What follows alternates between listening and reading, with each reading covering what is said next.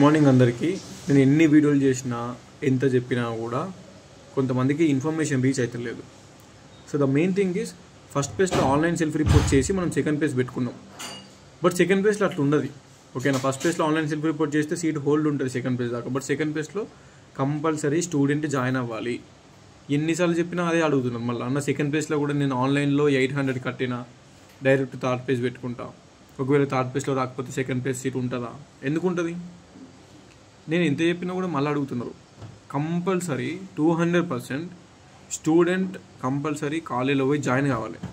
27కి date extend అయింది and ఈరోజు 25th Saturday and Monday వరకు ఉంది. వెళ్తే ఈరోజు సాటర్డే వెళ్ళండి, లేదంటే మండే వెళ్ళండి, జాయిన్ అవ్వండి. ఫస్ట్ సెకండ్ పేజ్లో మీకు వచ్చిన కాలేజీలో టీసీ ఇచ్చి జాయిన్ అవ్వండి, జాయినింగ్ రిపోర్ట్ తీసుకోండి జాయిన్ అయినట్టు. And again third page try చేసుకోండి. సెకండ్ పేజ్లో జాయిన్ అయ్యి థర్డ్ పేజ్ ట్రై చేసుకోండి.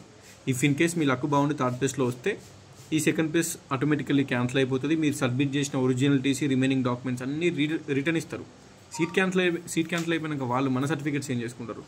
సింపుల్. సో ఒకవేళ థర్డ్ పేజ్లో సీట్ రాకపోతే మీరు సెకండ్ పేజ్ సీట్ అట్టే ఉంటుంది. సెకండ్ పేజ్లో టీసీ ఇచ్చి జాయిన్ అయితేనే.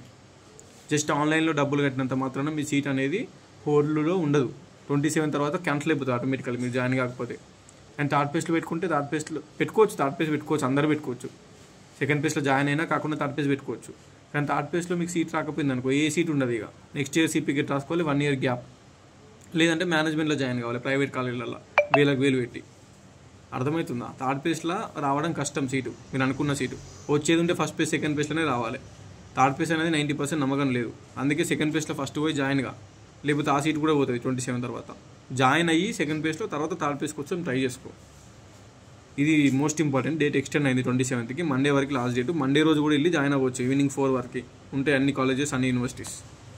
ఓకే, సో ఇన్ఫర్మేషన్ పాస్ చేయండి మన వాళ్ళందరికీ. ఎవరెవరైతే జాయిన్ కాలేరో వాళ్ళకి స్పెషల్గా. డన్.